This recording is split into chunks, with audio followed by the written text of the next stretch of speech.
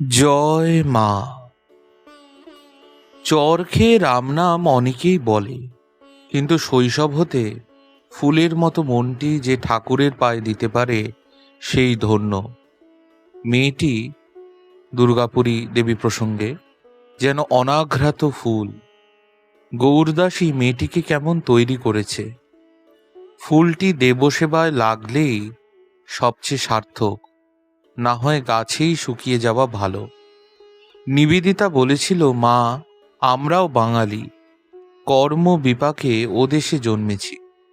তা দেখবে আমরাও এমন বাঙালি হয়ে যাব যে ঠিক ঠিক ওদের এই শেষ জন্ম। নিবেদিতার কি ভক্তি ছিল।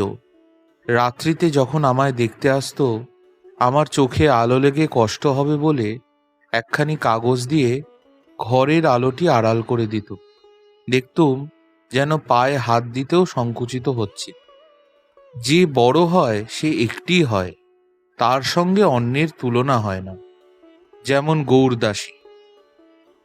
গৌরদাসীর অসুখে যে সলতেটি পর্যন্ত উস্কে দিয়েছে, সেও মুক্ত হয়ে যাবে। দেখো মা, মানুষকে ভালোবাসলে দুঃখ কষ্ট পেতে হয়। ভগবানকে যে ভালোবাসতে পারে সেই ধন্য হয়, তার দুঃখ কষ্ট থাকে না।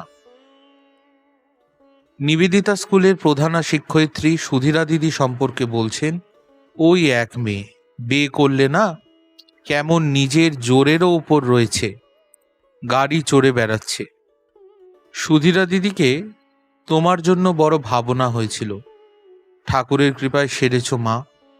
এই নিবেদিতাটি গেল, আবার তোমার অসুখ শুনে ভাবি, সুধীরা গেলে স্কুল চালাবে কে?